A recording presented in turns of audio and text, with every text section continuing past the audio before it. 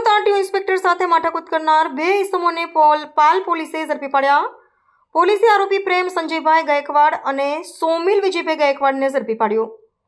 બંને આરોપીઓએ Surat RTO inspector સાથે બે ઇસમોએ માથાકૂટ કરી હતી. મોપેડ પર આવેલા બંને આરોપીઓએ આરટીઓના અધિકારી સાથે મારામારી પણ કરી હતી. તે ઉપરાંત આરટીઓ અધિકારીએ એમ પણ કહ્યું હતું કે તુમ દોબારા યહાં દિखेंगे તો ગાડી કે સાથ જલા દેંગે અને પોલીસ અમારા ક્યાં બિગાડ લેગી એમ કહીને મારી નાખવાની ધમકી આપી હતી. મારામારીના સીસીટીવી ફૂટેજ પણ સામે આવ્યા હતા. જો કે બનાવ ગાડી ઓવરટેક કરવા બાબતે માથાકૂટ કરી હતી. હાલ પોલીસે બે હુમલાખોરોની ધરપકડ કરી આગળની કાર્યવાહી હાથ ધરી છે. જી સર. ગત તારીખ 13 નવેમ્બર 2025 ના રોજ મોડી સાંજે લગભગ 18:00 વાગ્યા બાદ અત્રેના પાલ પોલીસ સ્ટેશન વિસ્તારમાં કે જે એન ડિવિઝન અને ઝોન 7 વિસ્તારમાં આવેલ છે ત્યાં 3 સ્ટાર કેફે પાસે એક વ્યક્તિ પર હુમલોનો બનાવ ધ્યાનમાં આવ્યો હતો. જે અંગે પોલીસે તપાસ હાથ ધરતા તુરંત કાર્યવાહી કરતા આ બનાવની વિગત ધ્યાનમાં આવેલ છે.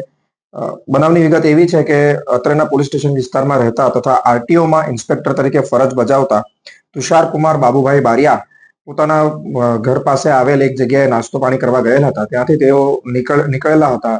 તે દરમિયાન બે બાઇક સવારોએ તેમને વ્હીકલને કટ મારેલ હતી અને બે જવાબદાર ભરી રીતે વાહન હંકારેલ હતું. તેમણે એક્સિડન્ટ થતું જણાતા હોર્ન મારીને તેમને ચેતવેલ હતા, પરંતુ તેઓએ તેનાથી ઝઘડો કરતા પાસે આવીને તેમની ગાડીને વાહનને નુકસાન પહોંચાડવાનો પ્રયત્ન કરેલ હતો.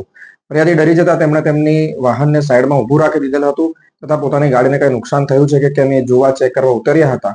ત્યારે આ બંને અજાણ્યા બાઇક સવારોએ તેમની પાસે આવી તેમને ગંદી ગાળો આપી તેમની પર હુમલો કરેલ હતો તથા તેમને નીચે પાડી દીધેલ હતા.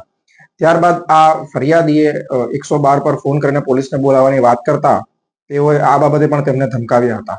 ફરિયાદી ત્યારબાદ સારવાર લઈને અત્રેના પોલીસ સ્ટેશન ખાતે આવતા પોલીસે તુરંત કાર્યવાહી હાથ ધરી ફરિયાદ દાખલ કરીને આરોપીઓને ઝડપી પાડેલ હતા.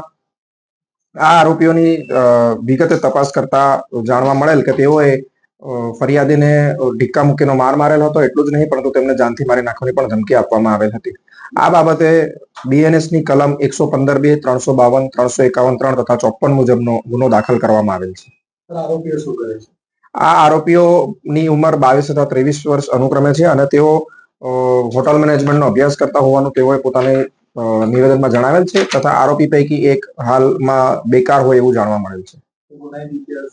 આરોપીઓના અત્યાર સુધી હાલમાં કોઈ ગુનાહિત ઇતિહાસ ધ્યાનમાં આવેલ નથી, પરંતુ આ બાબતે અમારી તપાસ ચાલુ જ છે કે તેઓએ આ વિસ્તારમાં આ પ્રકારના કોઈ મારામારીના કે ધમકાવાના કે લુખાગીરીના અન્ય કોઈ ગુના કરેલ છે કે નહીં.